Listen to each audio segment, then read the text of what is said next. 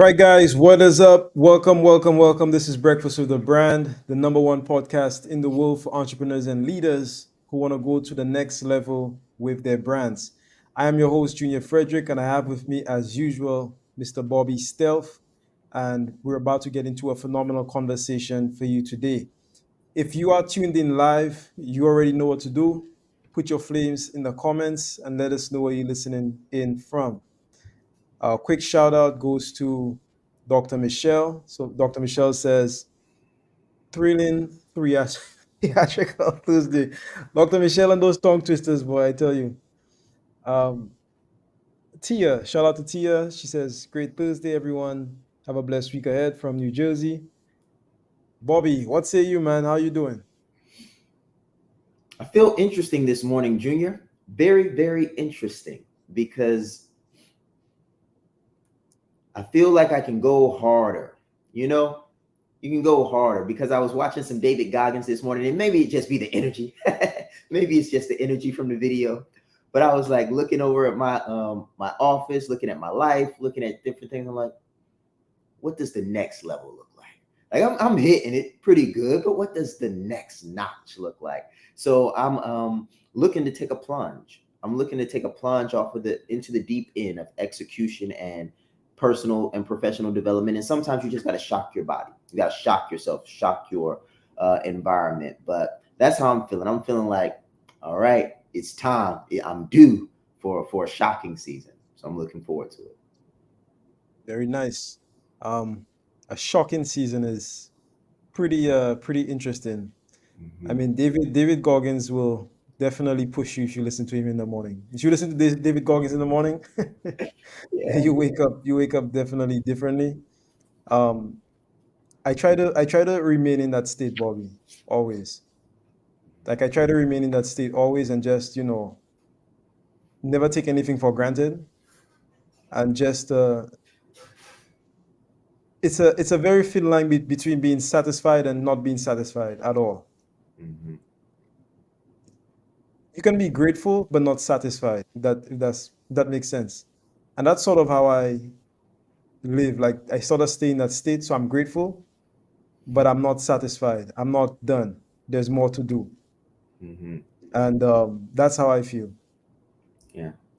Yeah. And I think that's an interesting way to put it because as entrepreneurs, we're always growing, we're always scaling our businesses and mentoring people, getting mentorship ourselves. So I think perspective is very important when it comes to what next looks like. And when you say, I want to stay there, like in that space and in that frame, um, that's something that I think I do as well, or at least that's the idea that I like to have. It's like, okay, how long can I sustain this? And then what does breakthrough look like? And then how long do I need to recover so that I can get to that space again? So I'm interested to see how we tie this into branding because we opened up interestingly. We opened up with this level up mentality, with this, okay, I'm at one stage and I'm going to the next stage. I'm at one stage and I'm going to the next stage. And I've noticed that our brands and our businesses develop stage after stage as we get more intense, more consistent, more aware. And I think we're going to go somewhere with that today, this morning. I think we definitely are. Guys, we're gonna take a quick break, but when we come back, we'll be diving into branding. You don't want to miss it. Stay tuned. There's slow growth and then there's scale. There's incremental growth and then there's exponential growth. What I want to talk to you about is adding a zero to you and experiencing exponential scale. Incremental growth says 1 plus 1 is 2. Exponential growth says 1 plus 0 is 10. Incremental growth says 2 plus 2 is 4. Exponential growth says 5 plus 0 is 50. Guys, listen, when you add a 0 to you, you can add a 0 to the marketplace. You can add a 0 to the value that you bring. So you can add a 0 to your family, add a 0 to your legacy. This is what we're talking about. We're not talking about incremental, we're talking about exponential. I always say that business is a spiritual game. Just imagine when you combine your skills, your values, your abilities, your talents to something bigger than you, something greater than you, something like the power of exponential. That is adding a zero. Add a zero to your competence, add a zero to your confidence. This is about adding a zero in your life, your value, your industry, and your mission. Let's grow.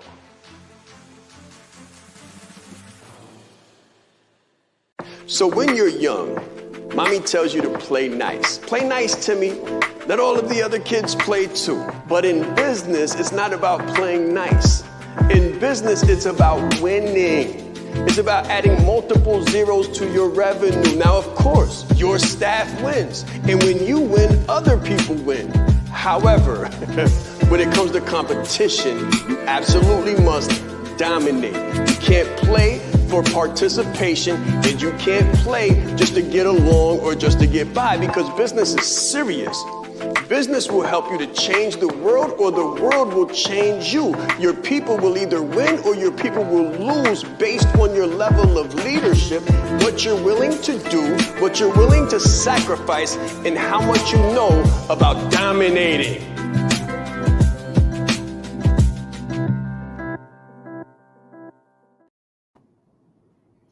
All right, guys, so welcome back. This is Breakfast with the Brand.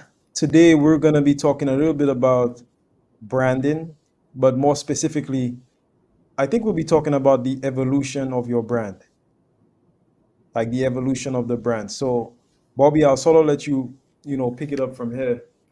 Yeah, But I know you said a lot of people have been asking you, a couple questions about the evolution of their brand. So, let's get into that. absolutely. Absolutely. So I get a lot of calls, guys, and as I'm getting people calling in, some people have big problems, some people have small problems, but everybody has a problem, right? So like everybody's got something that they're trying to fix. And one common thing that I've seen a lot is rebranding or evolving the brand. And it sounds something like this.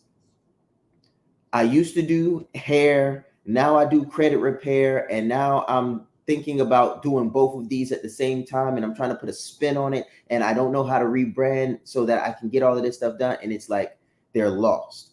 They're lost. And on one side, they're asking me about brand clarity. How do they get clarity on their brand? And then on the other side, they're asking me for singularity of messaging, or how do they message effectively, a single message to an ideal client when they're in two different places at the same time. So they're trying to evolve their brand, but they're like the caterpillar in the cocoon. It's like they're not one or the other. They're in the state of evolution. They're not a caterpillar, nor are they a butterfly, but they're trying to become. And they're asking me, what do I do now? What do I wait? Do I post content for both? Do I create another website and have two? Do I have two social media platforms saying two different things? So that's the direction that I want to go in, Junior, this morning, and just talk about our evolutions as a brand, what we saw, some of the hurdles we overcame, some of the common challenges that you'll see, and then what investments to make and when to make those investments and why certain things are important. So I'll open it up and say, when I first came in to brand it like a leader, my voice was 2 octaves higher. I speak much differently now. My attire was much different, and the amount of money that I was able to charge in the marketplace was very different. So I had to evolve. My website had to evolve. My octave and pitch had to evolve. My attire had to evolve, as well as my messaging. And one of the first things that I had to do to begin this evolution was get clarity on who I was and who I wanted to serve. So that's something that I highly recommend you do as you're evolving, is do a self-check and say, who am I and who do I want to serve? What's been your experience, Junior, with evolving as a brand? So I'll talk about that, but I'll also address the concern that you brought up from the other person. So my experience has been a journey of clarity. It's been a journey of adding things onto myself, but also removing things that don't serve me. So there are a lot of different things, particularly mindset, like beliefs, stuff that I believed about myself that were not true. Like literally, they were just not true. And it's so interesting that many of the things we believe, or the places where we get our beliefs from, are most oftentimes from people and from places that don't have our best interests at heart. So if you're building your brand right now, I want you to ask yourself, like, what do you actually believe about yourself? What is the limiting belief? It's said that in order to grow in business, or when entrepreneurs don't grow in business, Bobby, they normally have one of two constraints. The constraint is normally a belief constraint. So it's normally you're lacking a skill or you're lacking a belief. Because if you had all the skills that you need to be successful, and if you had the belief and the mindset to be successful, then you would be successful. Even if you believe in yourself but you don't have the skills, then you're not going to be successful until you get those skills. And even if you have the skills but you don't believe in yourself, just like the proverbial elephant, you know that thing where they tie the elephant on the rope to like this little thing in the center, and they remove the rope, and the elephant doesn't know the rope is gone. You stay stuck with those limiting beliefs. So for me, it's been a journey of growing skills and getting rid of limiting beliefs. Mhm. So that's what my evolution has been like. Yeah. Now, when you look at the example you brought up, that sounds to me like a person that is branding what they do and is not branding themselves. Yeah. If you brand what you do and then you don't brand you, when you do something different, it starts to confuse people. Like, we can do different things. Like, I want you to imagine a celebrity, famous celebrity that you know, doesn't matter who it is, somebody who has millions of followers, somebody who's known, let's say, for TV, or maybe they're known for cooking, whatever it is.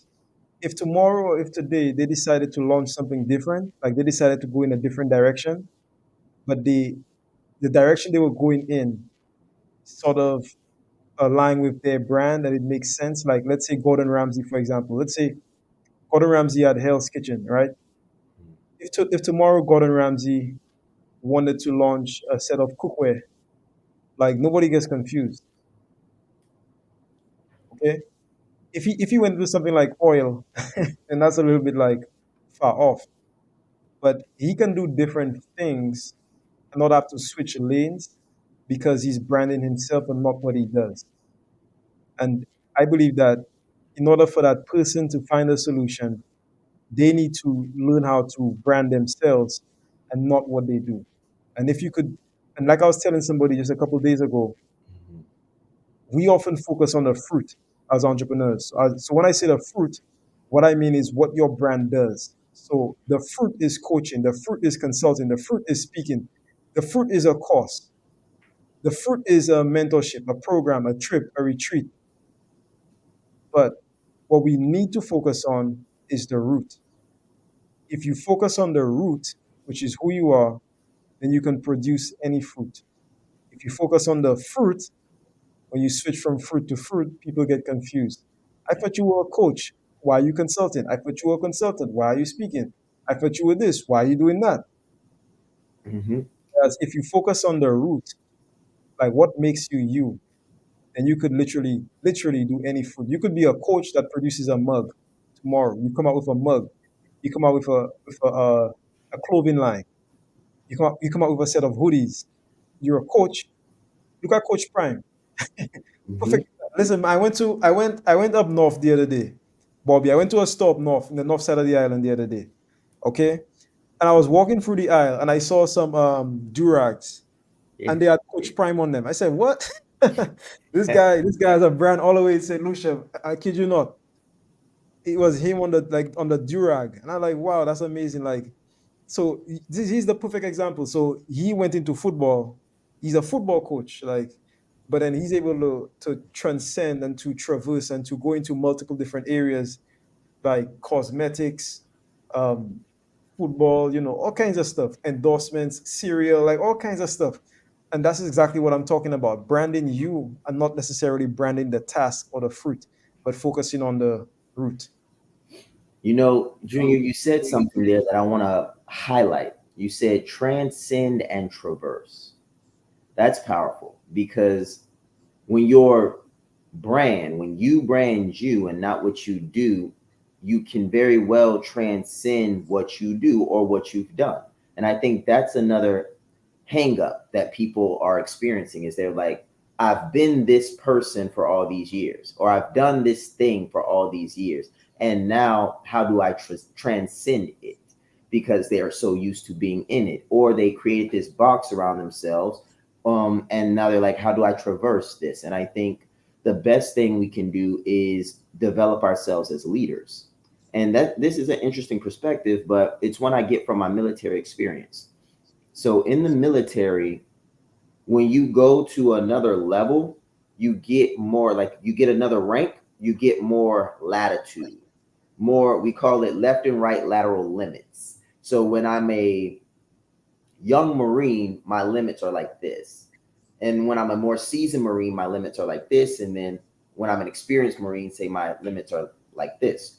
Now, what this says is that the more experienced I become as a Marine, so not what you do, but who you are.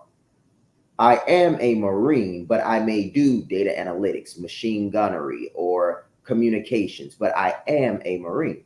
So, one of the concepts that we use in Marines are leaders, much like you all that are on this call right now, is that with leadership development comes the ability to transcend and traverse. And that's just a military example. So, I think one thing that's unique about what we've done here with the Branded Like a Leader program, the Coaching Like a Leader program, and all those leader programs is that we built in the transcendence and the traversion, or the traversing rather. Because as you develop as a leader, you have no choice but to transcend your old leadership.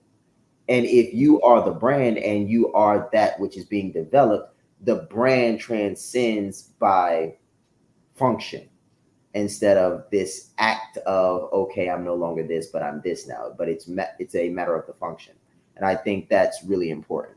So one of the things that I remember personally about my brand's development was believing that I was worth it. Now, this may be just me, but some other people may be the same way. It's like I had to value myself more. And most brands sometimes come into the marketplace without a proven product. That's why we call ourselves entrepreneurs, because we are in the world of uncertainty. We see that there's a problem, but we do not have a proven product. And because we don't have a proven product, we have every logical reason to be doubtful.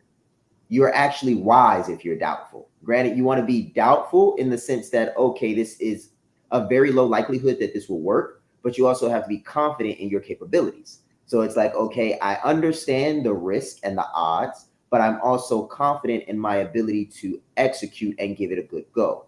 So I say that to say one of my biggest challenges as my brand developed was achieving proof of concept, meaning my product is working and it's working more and more, and then being able to say, this is what I'm worth.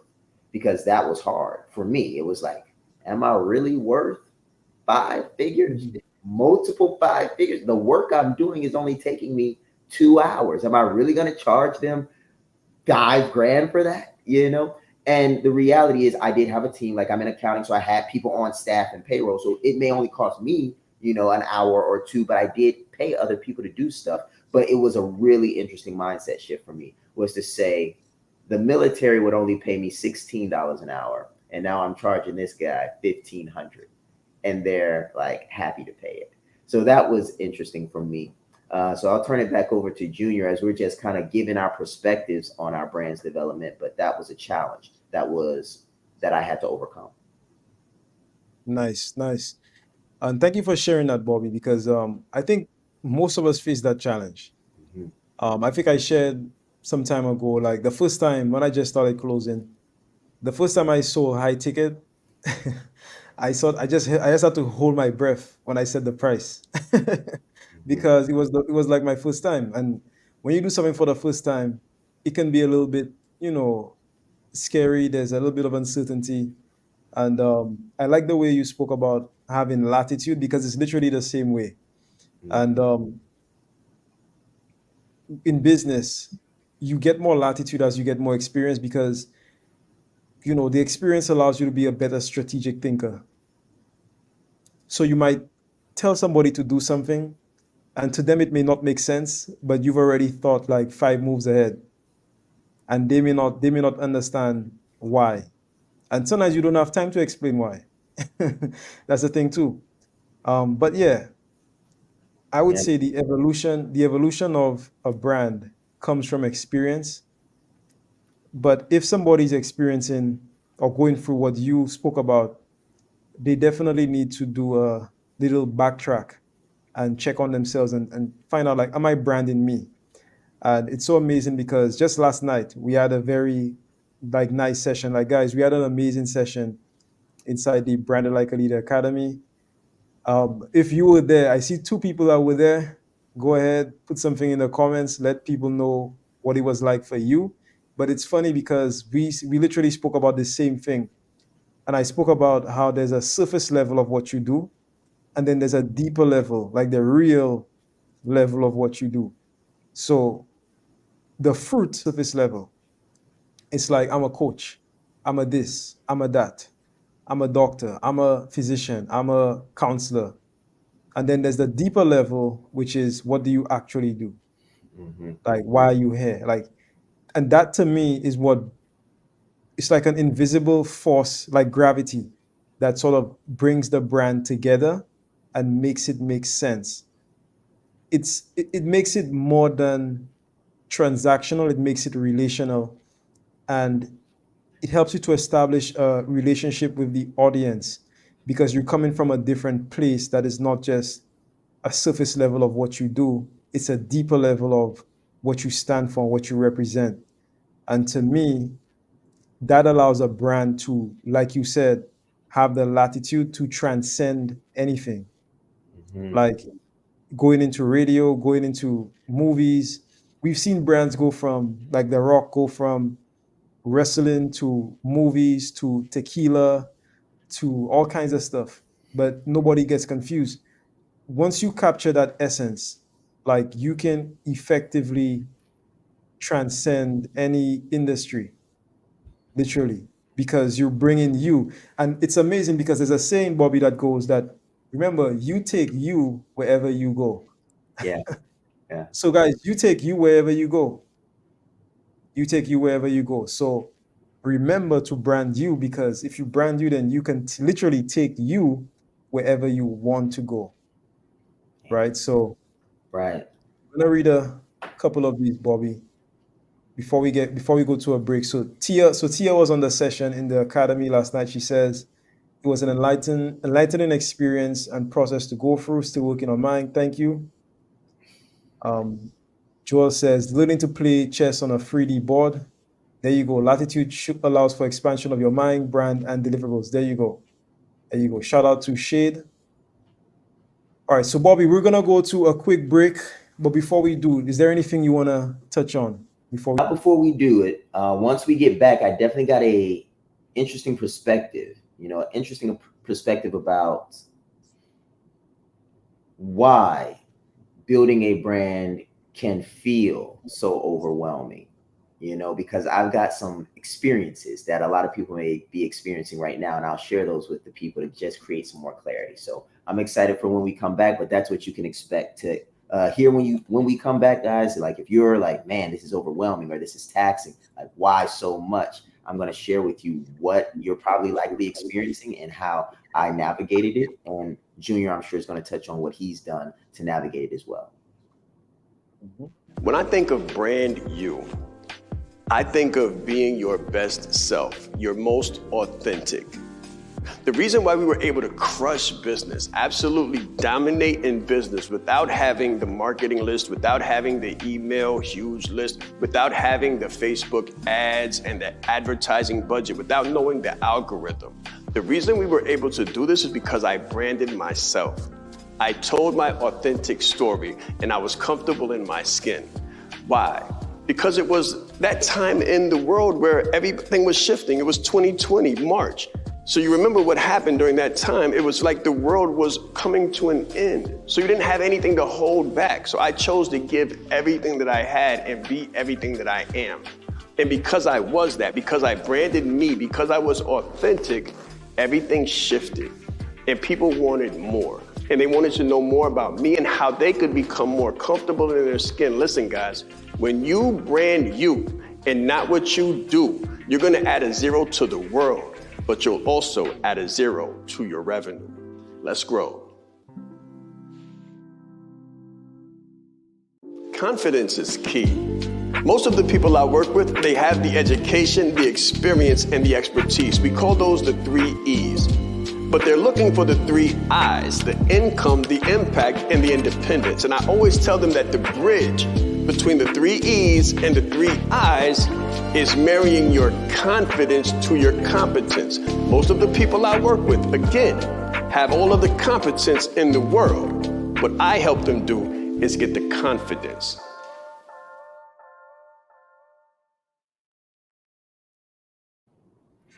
All right, guys, so we are back and we are diving into the topic of branding you and not what you do.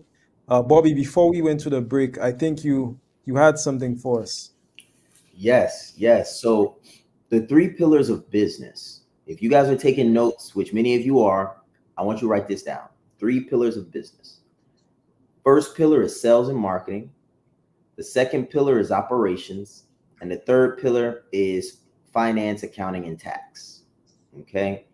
Now, as an entrepreneur, business owner, entrepreneur meaning the phase in which you have an idea that you believe you can take to market.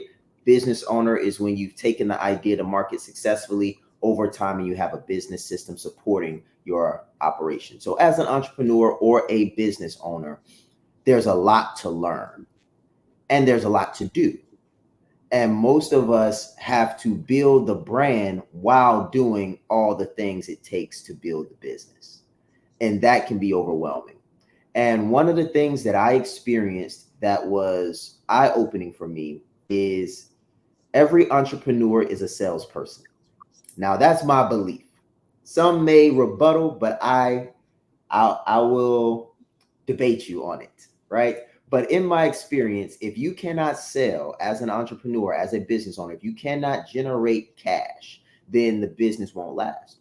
So a connection to my military experience would be this. In the Marine Corps, we say every Marine is a rifleman. Like that is through and through. If you go on any military website, you'll find it about the Marines. Every Marine's a rifleman. So what do we have to do in boot camp? We have to learn all the core components of being a rifleman, of going to combat, of surviving in a combat environment on the ground and supporting our Navy and Marine or Navy and Army counterparts. So what does that look like in business? That looks like you learning how to write copy, but not being an expert in copywriting. That looks like you being on the phones, but not necessarily being the best sales professional. That looks like you being the builder of your app, or at least trying to figure out how to teach yourself to code while you're also trying to figure out how to network, while you're also trying to figure out how to sell, while you're also trying to figure out how to brand. And brand is like, do I even need this? And then you have to have it. But it's one of the things that has so little economic value to the company in its early stages, but it also has all the economic value to the company in the early stages. And I'll explain that because you really do have a catch-22 dilemma here. So to build a good, sustainable brand, it's going to take capital and it's going to take time. It's going to take energy, right? And all of these things are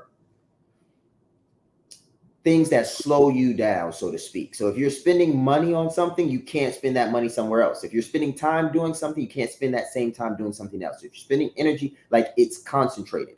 And that's why branding is such a powerful separator in the marketplace, because it takes so much to develop it. But if you develop it, it then becomes a barrier to entry to your competitors or to other people trying to come into the industry. So why do I share this? To kind of bring some light to it, is because branding your business properly is probably one of the toughest things you're going to do, but it's one of the best things you can do for your business. It's one of the toughest things you're going to do because you got to learn all this other stuff at the same time just to have a business. It's one of the best things you will do because once you do this right, once you get the brand right, the money flows. And it flows somewhat effortlessly because you have an ideal client, you have nice high prices, and you have a brand that is an extension of your morals, values, and principles. So you're authentically positioned in the marketplace. So if you're feeling overwhelmed and you're feeling like, man, am I doing this right? Man, how, does it really take this long? Man, I really want to do something different. Like, stick it out, stay with it because it feels that overwhelming because you're processing the three pillars of business. You're learning them all on the fly and you're building a brand that seems to be ever shifting. So you're doing the right thing. You're doing the right work, and it is interesting. So stick with it. That was another one of my experiences. Yes, sir. I think there was a question in there where you said you sort of alluded to the fact, or you sort of asked the question like, how do you, or how does one manage like all of those things? So I think there's two routes to this, and neither one is right and the other one is wrong. It's just about like your preference. You have different kinds of thinkers. So you have different kinds of leaders. So you have people that love doing multiple things at once, and then you have people that like doing one thing at a time. Mhm. Neither way is right or wrong. You could have someone that has five pieces. So in other words, like I'm trying to learn sales, I'm trying to learn marketing, I'm trying to learn this, I'm trying to learn that. I'm trying to do like five different things at the same time. And I'm moving the pieces on all five. So let's say you're moving like one piece on each one every single day. And Mhm. you're happy with that because to you that feels like progress. And then you have some people that say, okay, I need to learn these five things. I'm going to start on number one. I'm going to move number one five spaces down the board every single day until I get to the end result. Then I'm going to move number two five spaces. So each of them, I'm both moving five spaces. It's just that number one is moving in five different dimensions or five different um, areas, Yeah. and the second person is moving in one area. So I would say you have to know what works for you, and you have to know the kind of thinker you are. A high D is going to want to move all five of those things at the same time. Chances are they're not going to be great at it, and they're going to need to like ask other people to do it for. So that you might have an EA, and you might say, well, we need to do this, we need to get that done, we need to get this done, we need to get that done. So they're good at delegating stuff, but they may not necessarily have the skills, the systematic skills to actually do it themselves. Mhm. And maybe that's the route you need to go. Then you could have somebody who's a high C who happens to be phenomenal at most of these things. And they're like, okay, I can do this stuff myself, but I'm gonna move each one at a time. And I'm gonna see it through to completion, completion, completion. Sometimes they both take the same amount of time. They get to the same destination, they just get there differently. So I would say it's about finding out what works for you, the kind of thinker you are, how you process stuff, and what works for you. And that's it. So you either way you still have to get everything done. Right. So I would say prioritize your business's survival. That's it. So in other words, if I move all five pieces at the same time, is the business going to survive? As opposed to if I move one piece at a time, can the business still survive? Is moving one piece at a time more efficient and more effective right now than moving five pieces at the same time? Does that Yeah. make sense? It does. Would it be worth it? Would it be worth it to have this one thing like fully done to completion, like completely like and done and systematic and it's down and it's fully complete, and then moving on to the next thing? Or is it better to move all five things and maybe risk not having all five of them complete, but just knowing that you're a little further down the road? So it's all about preference, I think. Yeah. Yeah. And one thing that I'll say to that, Junior, is I remember the process for me when I went through Branded Like a Leader. That's kind of how it was taught. I went from Branded Like a Leader to coaching like a leader to consulting like a leader to closing like a leader, and then speaking like a leader. And those were all different competencies. And I remember taking them in that order, if I remember correctly. It was a few years ago, but I I was kind of in a pipeline. I was in an ascension model. And in this ascension model, I pretty much learned one competency at a time. And the thing about knowing only one competency before you learn the next one means you only have one you can work with. But once you learn the next one, you've most likely had sufficient time to master or at least get to a degree of proficiency with the first one that you're now stacking competencies. And I believe Shaan calls this competency stacking. And that's another way that kind of, I think, combines them a little bit. So it really does lean to what Junior was saying, is moving one at a time. But I was moving one at a time every 8 weeks. So every 8 weeks, it was like proficiency, compound, proficiency, compound. So in 1 year's time, I had learned like 4 to 6 core competencies on top of having a background in entrepreneurship with a concentration in finance and economics. So I also had a bit of an advantage in that way. But I will say this: everybody has strengths, and focus on your strengths. You know, it doesn't make a lot of sense in my experience to try to do everything in your business, especially those things that you're not uniquely gifted to do or equipped to do. Like, learn the core competency of it, like be able to do it, but don't spend too much time there would be my recommendation. And I am somewhat of a high D. I'm like Junior, I believe me and you are the same in the high D, high C, but I'm not a like 99 C. I'm more of a higher D and high C, but I'm not a 99. And pretty much what that means is like, I'll calculate things, but I'll move just as fast. Like I really don't have to have it so systematic, organized, and calculated. So what am I saying to you?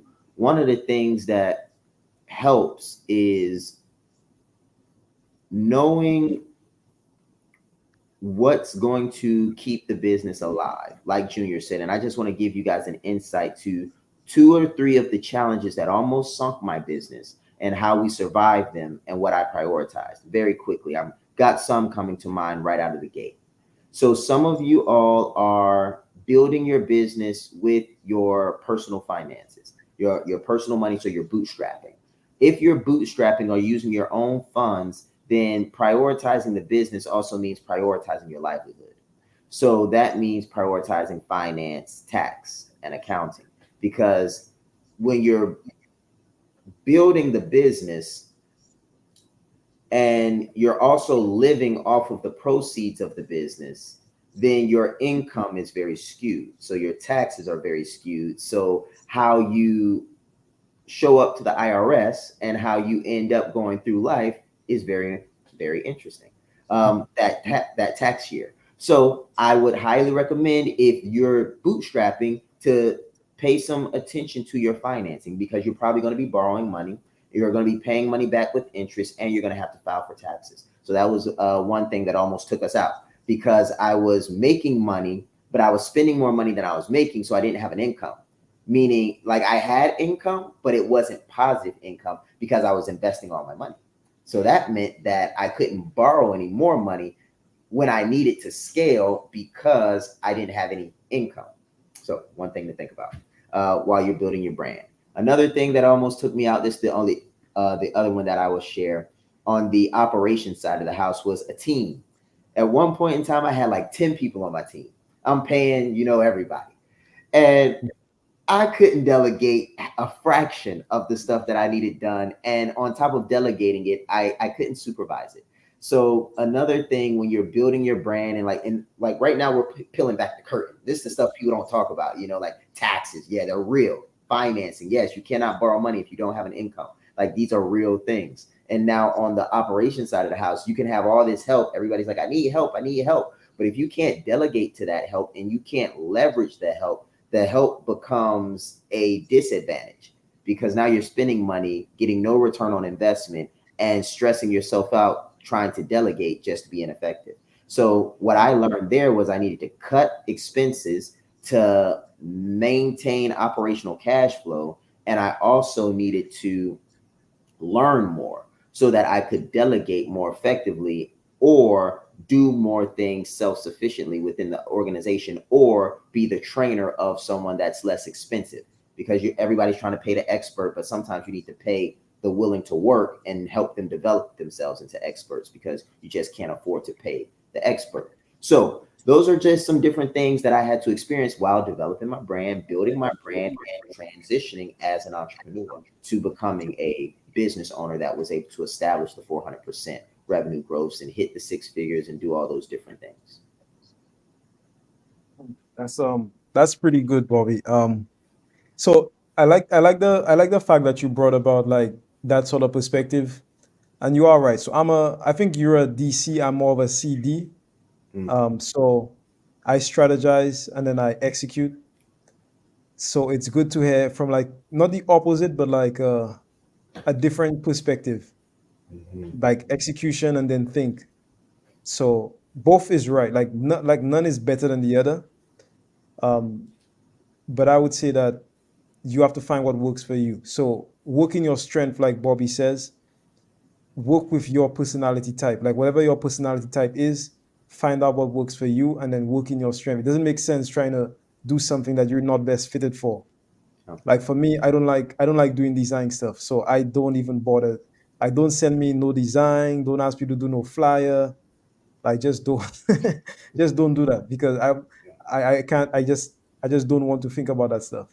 Right? So there are certain things that you just don't like to do, that you cannot do. You might want to give that to somebody else. And the things that you're phenomenal at, find a way to make it work. Like learn your process, learn the way that your brain works, the way that you think, the personality type that you have, and then you just execute on that. And people often say, well, is this one better than that one? I say no. It's interesting because the other day I did a quick Google search, and I Google the personality type of a couple billionaires. So I Googled Elon Musk, Mark Zuckerberg, and I Googled, I think, Bill Gates. So I Googled their personality types, and all of them are different. All of them are different. So what does that mean? That means that, hey, you can all be successful. It doesn't matter what your personality type is. You can be successful. You can be massively, massively successful. Okay, so just work where you are with what you have and with who you have, which is you. All right, guys. So we're going to take one more break. When we come back, we're going to be diving more into branding. So stay tuned. We'll be right back. I said Shaan Ra'is. I'm proud. I said Shaan Ra'is. Leadership is not the brand they made for us. Listen, he brought fire, heat. He didn't hold back.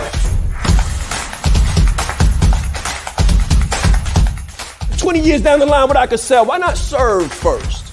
Service over salary. Branding like a leader closes the gap for people who want branding. Speaking like a leader closes the gap for people who are nervous about speaking. If Steve Jobs would have speculated, we wouldn't have Apple.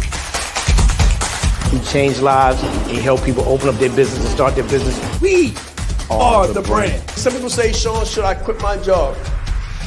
Mentally, yes. As a speaker too, to be able to learn from him and watch him and you know, game respects game. And I want to have that much game someday. The right client, pay $500,000 for what you do. You have to be bold in your beliefs. He has been an amazing asset to this event and a pleasure to work with. Very captivating, collaborative, worked very well with the audience. I want to help you. Put a 0 behind your number, right? The session was great. How he is online, virtually, he is even more phenomenal in person. Be the face of change that you want to see. Stop asking questions and start giving demands. The entire team has just been absolutely incredible. They are a joy to work with. They go above and beyond. Give yourself a round of applause. Yes, yes, yes. Right, guys, so we are back. This has definitely been an interesting conversation, diving into the branding, diving into the personality types, diving into, some of what makes it work, the mindset. Like I'll tell people, like, you have to figure out the way you work. So figure out the way you work and just work based on that. That's what I did. That's what Bobby has done. That's what Sean did. Sean calls it your exponential zone. So operating in your zone of genius, your exponential zone, you have to find what that is for you, and then just work based on that. But one thing's for sure is everybody here can be successful. That's for sure. That's for sure. Especially if you're on this call. Yeah. Yeah, you know, my brand actually surprised me, Junior. Like, I didn't know who I was until, and I won't say it like that. Like, that comes off a bit aggressive. Like, I knew who I was, but I didn't know who I was. So, what I mean by that is business will reveal to you who you are because it's such a stressful environment.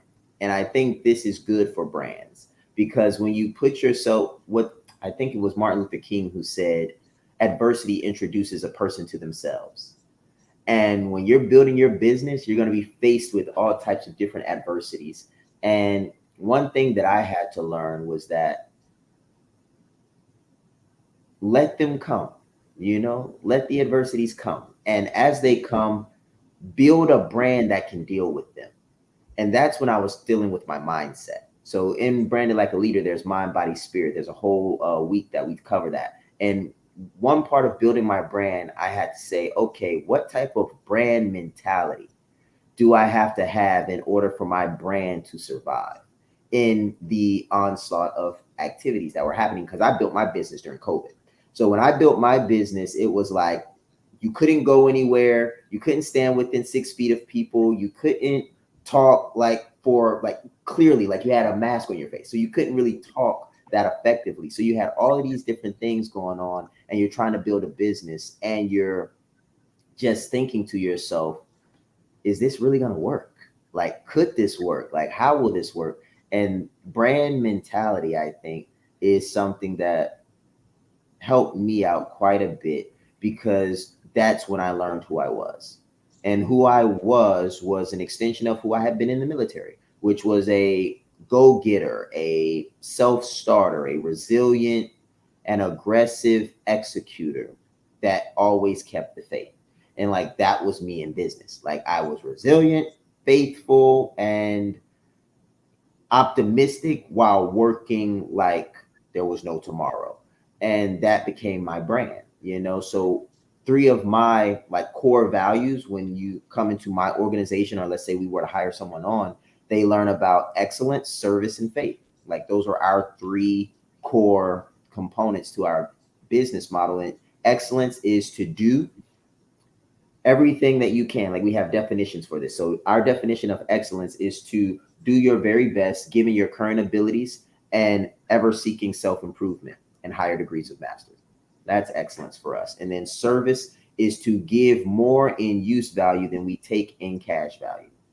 And then faith is the substance. So we took the Bible version of this one, but faith is the substance of things hoped for and the evidence of things not seen. So always hope, always keep your focus on those things that you believe are possible, even in the face of evidence that says it's impossible. And those three things kind of shape our organization. So if you keep the faith and you serve, you'll get what you deserve and maintain a spirit of excellence in everything that you do, and you'll be a great asset to our team here. So that's something that I had to develop over the years. Bobby, I heard you say something, man, and it's from one of my favorite books, Yeah. which is actually The Science of Getting Rich. So, guys, The Science of Getting Rich. So, Bobby said, give more in use value than you take in cash value. Somebody asked me the question the other day. I think it might have been you, maybe 2 days ago, where you asked me about service, and I said service is a strategy.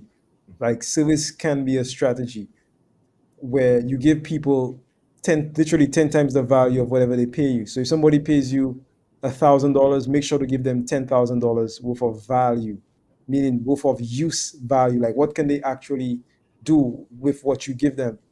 And you'll have a customer for life. Like, so I love the fact that you said that. I could definitely say that that is a value of mine as well. And the people who know me, they'll tell you that about me. Definitely always there to help out, always there to serve, see what I can do. Some of the values, it's interesting, Bobby, because when I think about values, I'll say that I've always sort of had the same brand values all throughout my life. It's Mm. just that I never consciously thought about them. I never consciously, you know, seek to bring them out. And in hindsight, looking back several years, I could say that I've always been the same person, just different versions of the same person. I've always had the same spirit, just different body and different mind, right? Mindset. But I've always had the same spirit. And I think once you figure that out, like what do you actually value? And that's why inside branded like a leader, one of the prerequisites to the course is something called your origin brand story. Your origin brand story goes all the way back to when you were like 1 year old and figuring out what was important to you back then. Like, how did you come into being the person you are today? What were some of the values that you either you picked up on the journey or that you came up with along the journey? And how have those values, transition with you as you move through different periods and different places in your life and different evolutions of the brand, Hmm. right? So I'll give you a quick story. So quick evolution for me. I know we're sort of at the top of the hour.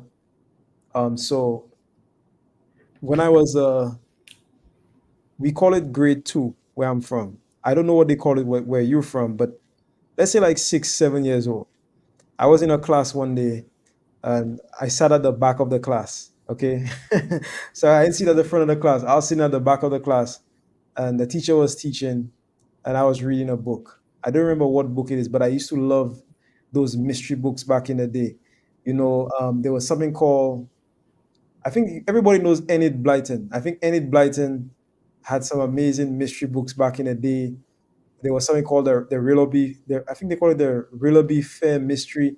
With Mm. four, it was basically like four kids, and they were exploring like deserted islands, Yeah. caves, stuff like that. It was very interesting. So I used to love mystery books back in the day.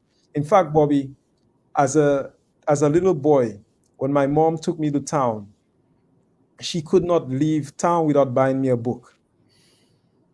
Like literally, every time we went to town, she had to buy me a book before we left. Like I demanded a book. Like you had to buy me a book before we left. So I was reading. Teacher came to the back of the class. She said, "Mr. Frederick, what are you doing?" I said, "I'm reading." She said, um, in short, she said like you have to make a choice, either the class or the book. So I looked at her. I looked at my book. I said, "Okay." I picked up my bag. I picked up my book and I walked out the class. I went outside, I sat down, I read my book, and I came back at the end of the year, I came top of my class. So why do I tell that story? The story is because, having the value of, and by the way, I'm not, if there are kids looking, like, listen to your teachers, okay?